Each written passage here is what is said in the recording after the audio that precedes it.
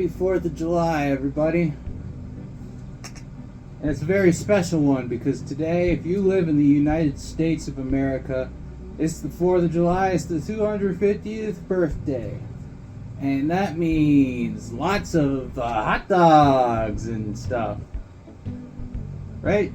That's what 4th of July is all about, is eating meat.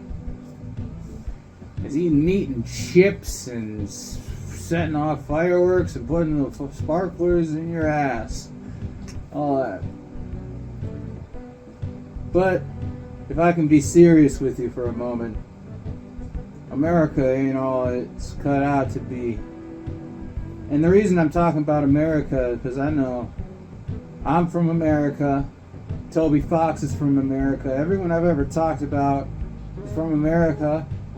The one person who's ever seen any of my videos is from America. And yeah, America's basically like the greatest country in the world and stuff. America! I say it with a lot of sarcasm. It's actually, it's not that great. Where's our healthcare system at? It's bad. But it's not just that, you know. We're the land of the free, you know. We got the most freedom in the whole world, except, you know, there's like 100 other countries that have more freedom than us. According to some arbitrary statistic by like the World Bank or some shit. Yeah, it's real rough for living in America right now. If you've ever been anybody who's you know, not a fucking wasp, and it's kind of been that way for a while.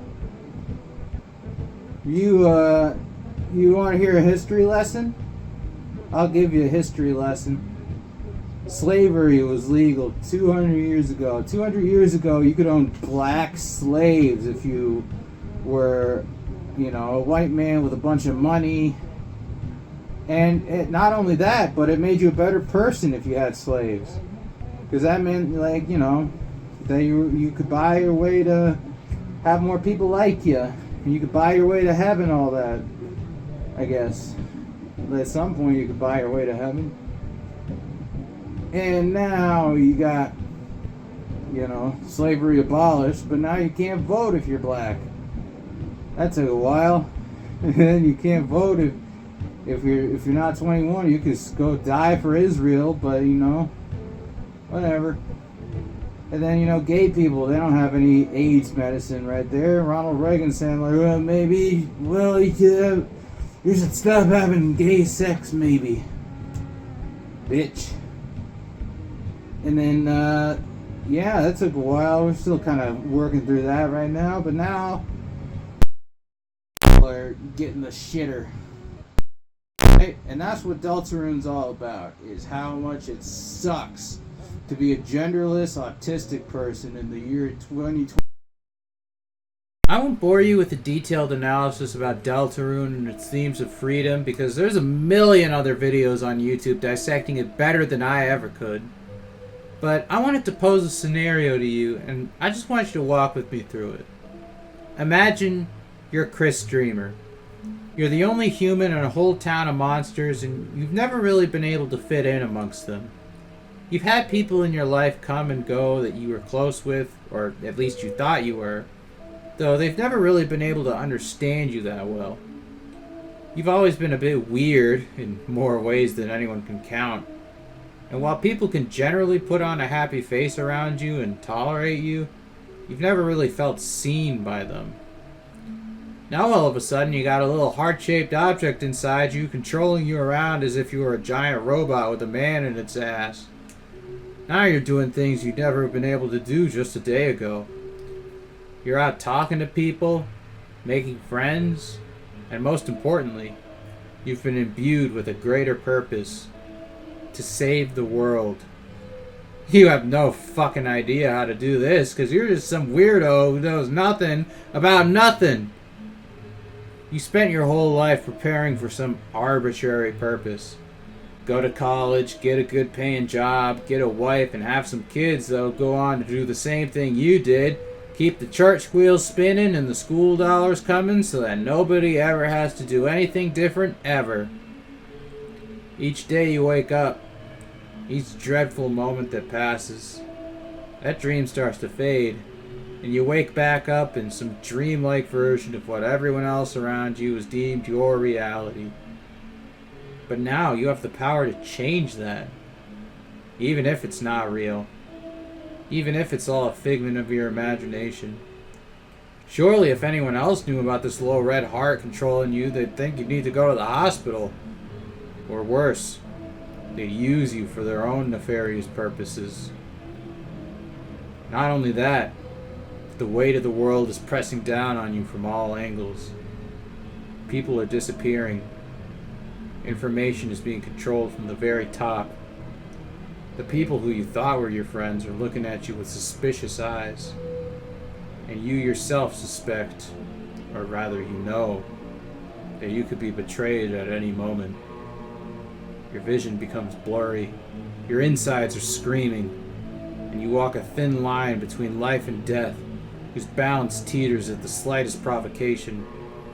And one false step would mean the end of it all, the end of your journey, one that you didn't even know about days prior, but one you'd come to find that everyone has always been on since the beginning of time. The question is, what do you do now? Your options in all actuality are limited. Your magic stat is at 0 in the light world, so you can't just wave a wand and change your home life or get your parents to stop fighting or bring your brother back home. And you don't have any cool spells to use in the dark world either. You can choose what you want to say to someone, which road you want to take, and whether you want to go to Castletown or Noelle's house first, whether you want to help that weird guy that lives in the garbage take over the world or not. It's all up to you. Of course, there are plenty of people that want to take away that agency you have over your choices. That dumpster guy I just mentioned, for one. The guy that wants to take you to the bathroom to play weird games with him, for other. Then there's that evil government lady who's probably very homophobic, and that fricked up little murder clown, and not to mention your own damn self. Ain't that a fat load of irony? It's always a tricky thing to gauge exactly the level of influence you have over your actions. And it's always even trickier to figure out what actions have influence over your reality or not. Mostly because that's a really arbitrary concept that means different things for different people. At the end of the day, it's a lot easier and less taxing on the mentality to be grateful for the things that you already have than to be fixated on that which you desire. On the other hand, that very thing you desire, your wishes, your hopes, your dreams, your dissatisfaction with your current circumstances, can be the engine that drives your life, the thing that gives you purpose, that gives you fulfillment, and the reason you wake up out of bed to do anything at all. It's a wonderful thing to have the autonomy to change your circumstances, but a lot of the times the thing we want can be far from attainable. It's easier to think that we can change our wants. I've had to do so several times over the course of my life. At some point I wanted to be a famous YouTuber, which changed to being a good student, to having any sort of financial stability, just to being a person at all. I'm still working on all those to some degree, but what my main desire is shifted as my perspective on everything has. And maybe the things I want are too far out of reach. That is the reality of things, and I just have to plan around that at the end of the day. There are things I probably want that are driving me that I can't put into words at the moment, and I'm trying to figure out those things every day. We all walk around carrying a little pouch of desire with us, or sometimes a big duffel bag or a suitcase. It's just a thing that comes with existing. Might we come into a world where desire doesn't exist? Maybe then we'll all be truly free. But the only way our bodies can experience freedom is through worldly things and through God, both of which are two separate fields of things. There's a balancing act to be found between those things, though, and I'm still trying to figure that out. What I'm trying to say here is that Americans are inherently selfish. I'm going to tote my trans flag and wave my dick around in the wind and say, "Don't tread on me till the cows come home." People are going to hate that.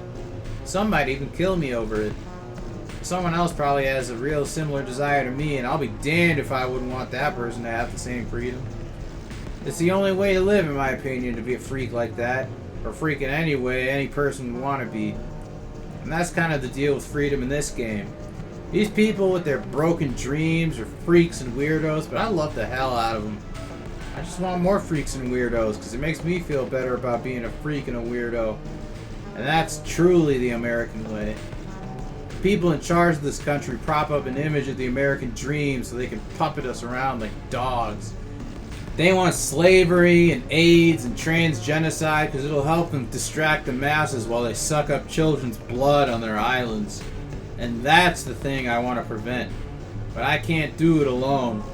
If you're an American, stand tall and stand free because it's the only thing you can do. Don't listen to the slave owners. Don't be a slave. Don't like slavery. Don't think it doesn't exist anymore because it does. Check out the 13th Amendment for more on that. I know you. You know me. And the one thing I can tell you is you gotta be free. So what do you think? Have you ever thought for yourself? Do you like my videos or think I should drink bleach? I, December Holiday 2, the Cold Water Priestess, and the Ice Hot Flesh implore you, speak your mind in the comment section below. And don't forget to like and subscribe for more Hyperlink Blocked.